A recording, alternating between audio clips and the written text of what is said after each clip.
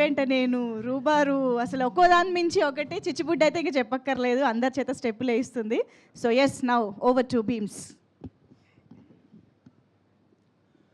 First of all అందరికీ నమస్కారం అండి. ఈ సినిమాకి ఫస్ట్ పాట నన్ను ఫస్ట్ మీట్ అంటే నేను శేష్ సార్ కలిసినప్పుడు, షనిల్ సార్ కలిసినప్పుడు ఫస్ట్ సిచ్యువేషన్ చెప్పినప్పుడు, కథల ఒక ఐడియా చెప్పినప్పుడే ఫస్ట్ ట్యూన్ అయిపోయింది రూబరు. దాని తర్వాత నీ వెంటే నేను, నా వెంటే నువ్వు, ఇది కూడా అయిపోయింది. ఒక చిచ్చుబుడ్డికి మాత్రం ఆల్మోస్ట్ ఒక 30 to 40 వరకు పంపించుంటాను ట్యూన్స్. కాకపోతే అందులో నాకు నచ్చిన ట్యూన్స్ కంటే కూడా ప్రజలకు నచ్చే ట్యూన్ ఏదైతే ఉందో అది మాత్రం శేష్ సార్ ప్రాపర్గా క్యాచ్ చేసి అది మన ముందు ఉంచారు. దాని పేరే చిచ్చుబుడ్డి. అండ్ ఈ సినిమాలో బ్యాక్గ్రౌండ్ స్కోర్లో మీకు మరి ఇంతలా ప్రేమిస్తారా, మరి ఇంతలా ప్రేమిస్తారా, మరి ఇంతగా వేధిస్తారా, మరి ఇంతలా ప్రేమిస్తారా అనే సాంగ్ని పూర్తి స్థాయి పాట ఉన్నప్పటికీ కూడా ఇది ఇక్కడ ఉంటే బాగుంటుందని నన్ను అడిగినప్పుడు నాకు అనిపించింది, ఒక చిన్న మనిషి పూర్తి స్థాయిలో తయారయ్యాక, ఒక అమ్మాయి అయినా ఒక అబ్బాయి అయినా, ఒక చిన్న బొట్టు దేవుడి రూపంలో మనం ఇక్కడ పెట్టుకుంటే అది గొప్పగా ఉంటుంది. ఒక అమ్మాయిలు అయితే ఇక్కడ చిన్న బొట్టు బిల్ల పెట్టుకుంటే అది అందంగా ఉంటుంది. సో అది చిన్నదైనా పెద్దదైనా దాని ప్రత్యేకత దానిదే కాబట్టి అది అక్కడ ఉండడం నాకు రైట్ అనిపించింది. అందుకే అది దాని సినిమాలో పెట్టినప్పుడు, సినిమా థియేటర్లో చూసుకున్నప్పుడు గర్వంగా ఫీల్ అవ్వడం చాలా సంతోషంగా అనిపించింది.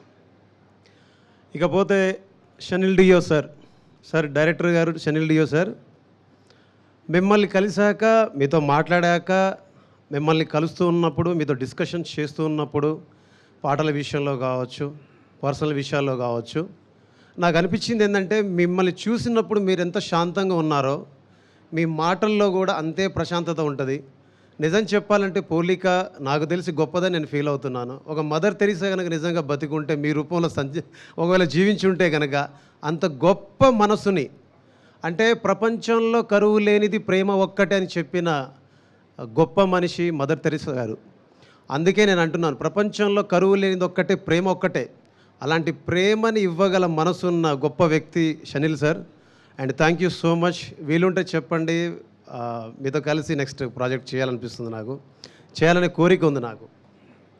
ఇకపోతే రెండోది, చాలాసార్లు సహనాన్ని కోల్పోతూ ఉంటాం, చాలాసార్లు ఓపిక నశించిపోతూ ఉంటుంది, చాలాసార్లు మన కోపం వస్తూ ఉంటుంది. ఎందుకు ఈ పని, ఎందుకు ఇదంతా అని ఒక తెలియని నిరాసక్తత, నిరాశ మన దగ్గరికి వస్తూ ఉంటాయి. కానీ పూర్తి స్థాయి ఒక పనిని ప్రేమించి, పూర్తి స్థాయిలో దాని పట్ల బాధ్యతగా, దాని మీదనే దృష్టి కేంద్రీకరించి, ఒక పనిని సగర్వంగా ప్రపంచం ముందు నిలబెట్టగలమని ఒక పూర్తి స్థాయి సహనం కలిగినటువంటి ఒక వ్యక్తిని, పూర్తి స్థాయి ఒక ఓపిక ఉన్నటువంటి వ్యక్తిని, పూర్తి స్థాయి నాణ్యత గల పనిని తీసుకోగలిగే శక్తివంతమైన వ్యక్తిని నేను కలుసుకున్నాను. ఆ వ్యక్తి పేరు అడవి శేష్ సార్. ఇది ఎందుకు చెప్తున్నానంటే, వేదిక ఎక్కాం కదా, 4 మాటలు చెప్పేసి వెళ్ళిపోవచ్చు, 4 కహానీలు కూడా చెప్పేసి వెళ్ళిపోవచ్చు. నేను ఆయన కలిసినప్పుడు, భీమా నేను కొంచెం అది, నేను కొంచెం ఇది, నేను కొంచెం నువ్వు ఇబ్బంది పడొద్దు అనేవారు. నేను అన్నాను, మీరు ఎప్పుడైతే రూబరు పాటను నా దగ్గర నుంచి ఒక ట్యూన్ రూపంలో తీసుకున్నారో నేను అప్పుడే ఫిక్స్ అయ్యాను.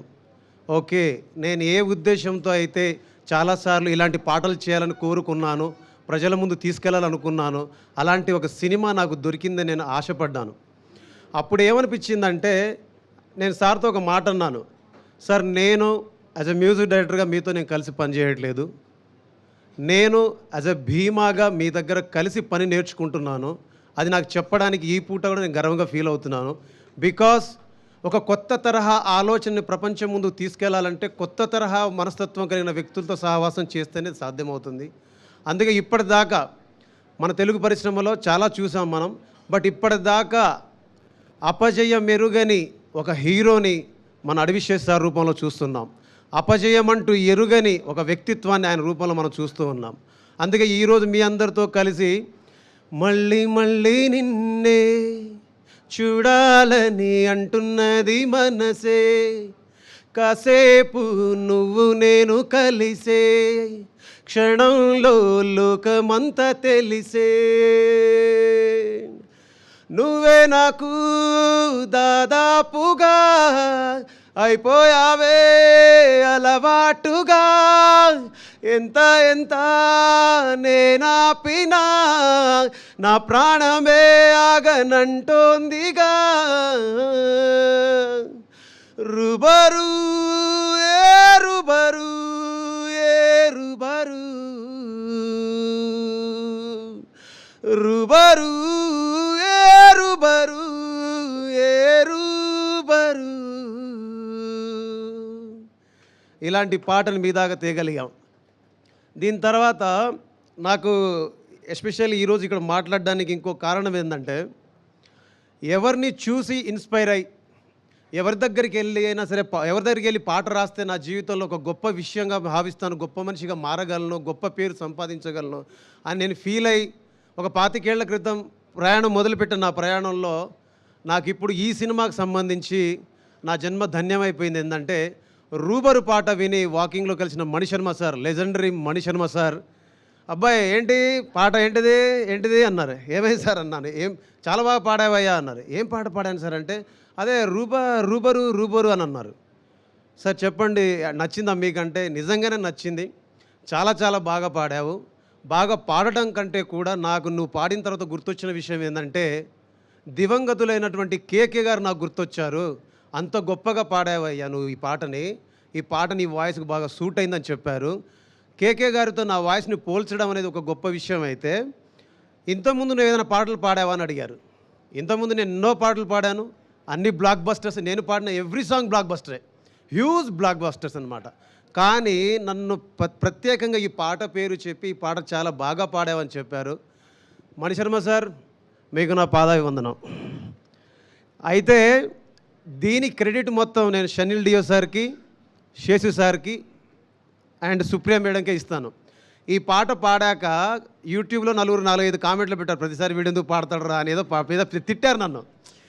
వీడి వాయిస్ వినలేకపోతున్నారా బాబు, వీడి ఎంట్రీ ఏంది ప్రతిసారి, వీడి సినిమాలో అబ్బో ఏంద్రా ఈ టార్చర్, మాకు ఏంది టాక్సీ కానీ కొందరు పెట్టారు. వాడని అమ్మ బడవ నేను పాడనని చెప్తూనే ఉన్నా కదరా. నేను శేష్ సార్కి చెప్పాను, ఈయన వినలేదు. ఇప్పుడు ఏం చేయాలి? సుప్రియ మేడంకి చెప్పాను, వినలేదు. మేడం దగ్గర ఒకరోజు వెళ్ళా, మేడం కింద ఇష్టానికి తిట్టేస్తున్నారు, నాకు నా పాటలు పాడాలని లేదు, మీరేమో నా వాయిస్ కావాలన్నారు, ఎట్లా అంటే ఒకరోజు ప్రెస్ మీట్ అయిపోయిన తర్వాత నేను ఎప్పుడైతే శేష్ సార్తో కలిసి పాట పాడానో, పాట పాడిన తర్వాత నాతోటి ఒక అన్ప్లగ్డ్ వర్షన్ చేయించారనమాట. అది చేయించిన తర్వాత నుంచి మళ్ళీ వాళ్ళే పెట్టారు, ఏఆర్ రెహమాన్ వాయిస్లా ఉంది, కేకే వాయిస్లా ఉంది అని అందరూ పొగడ్డం మొదలుపెట్టారు. ఈరోజు ఐఎమ్ వెరీ ప్రౌడ్. జంజీ జనరేషన్కి చాలా దూరంగా ఉన్న నేను చాలా దగ్గరికి రీచ్ అయిపోయాను ఈ పాటల ద్వారా, ఈ సినిమా ద్వారా, because of Seshu sir, Shanil sir, Supriya madam. And ఈ సినిమాలో లాస్ట్కి నాకు ఇంతకుముందు నేను ఈ పాటను ఎక్కడ పర్ఫామ్ చేయలేదు బేసిక్గా, బట్ నాకేంటంటే చాలా ఇష్టమైన పాట.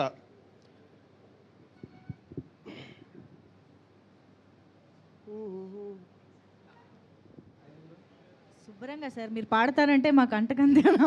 అంటే మనం టైం తీసుకోవద్దు.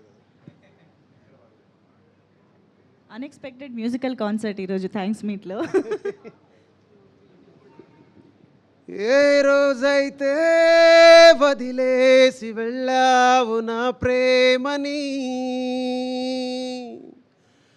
ఆ రోజునే వదిలేసుకున్నాను నాశని, నమ్మేదెలా నా కళ్ళ ముందుంది నువ్వేనని,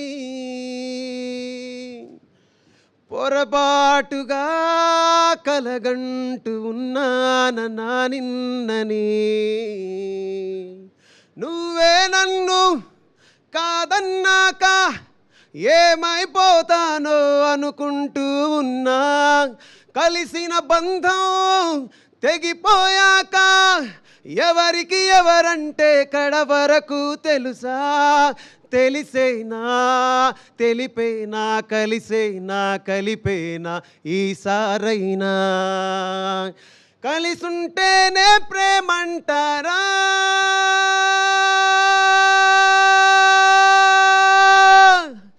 నిజమంటేనే కల అంటారా,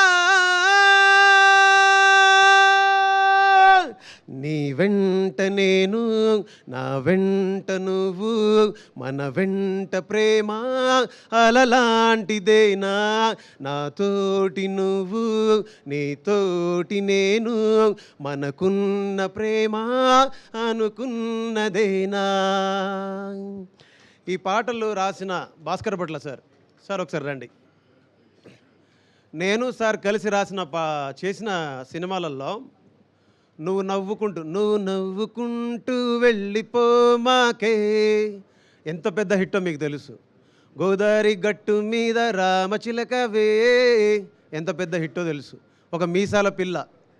కానీ అన్ని పాటల్లో ఇది మాకు మాత్రం ఒక ప్రత్యేకంగా ఉండిపోతుంది. ఎందుకంటే అన్ని సినిమాల్లో సార్ ఒక్కొక్క పాట మాత్రమే రాశారు. బట్ ఈసారి మాత్రం ఈ సినిమాలో పూర్తి స్థాయి పాటలు రాసే అవకాశం కలిగింది. అవకాశం ఆయనకు దొరికింది, ఆ అవకాశం నాకు దొరికింది. ఆ అవకాశం ఇచ్చినందుకు, అన్ని పాటలు రాసే అవకాశం ఇచ్చినందుకు మనస్ఫూర్తిగా Seshu sir, Shanil sir, Supriya madam, thank you so much. నేను ఫైనల్గా చెప్పాల్సిన వర్డ్స్ సుప్రియ మేడం గారి గురించి 2 ముక్కల్లో చెప్పేస్తాను. ఎక్కువ టైం తీసుకున్నట్టు క్షమించండి. అన్నపూర్ణ స్టూడియో ముందు ఇంతకుముందు వాటర్ పైప్ లీక్ అవుతూ ఉంటుంది అనమాట. ఆ వాటర్ పైప్ లీక్ దగ్గర నుంచే వాటర్ వస్తుంటే ఆ వాటర్ తీసుకొని అక్కడే బట్టలు ఉతుక్కొని అక్కడే పాటలు రాసుకుంటూ అక్కడే ఆ పిచ్చి మొక్కల మీద ఆరబెట్టుకొని అక్కడి నుంచి ఈ స్టూడియోలోకి ఎలా రావాలి, వీళ్ళని ఎలా కలవాలి అని సుమారుగా ఒక 8 సంవత్సరాలు అక్కడ తిరిగేవాడిని, కలవడానికి ప్రయత్నాలు చేసేవాడిని, తన్నులు తినేవాడిని, ఎదురు చూసేవాడిని. కానీ ఒకరోజు రానే వచ్చింది అన్నపూర్ణ స్టూడియోలోకి నన్ను తీసుకెళ్ళి ఒక స్టూడియోలో నాకంటూ ఒక రికార్డింగ్ స్టూడియో పెట్టుకొని పనిచేసే అవకాశం ఈ నేచర్ ప్రకృతి కల్పించింది. అలాంటి ప్రకృతి నాకు దీవెనలు ఇచ్చి సాక్షాత్తు ఒక కనకదుర్గం అంటే బెజవాడ దుర్గమ్మ లాంటి ఒక గొప్ప దేవాలయంలోకి నన్ను ప్రవేశపెట్టింది.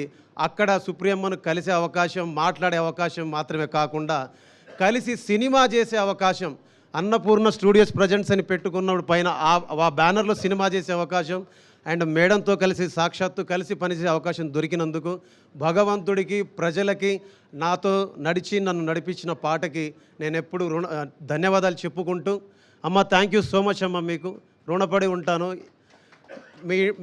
మీ స్టూడియోలో అంటే నేను అడుగుపెట్టిన దగ్గర నుంచి అమ్మ Dhamaka blockbuster, Balagam blockbuster, mad blockbuster, mad 2 blockbuster, Tillu square blockbuster, సంక్రాంతికి వస్తున్నాం blockbuster, Shankara Varaprasad blockbuster, now my dacoit Adivi sir dacoit also block buster.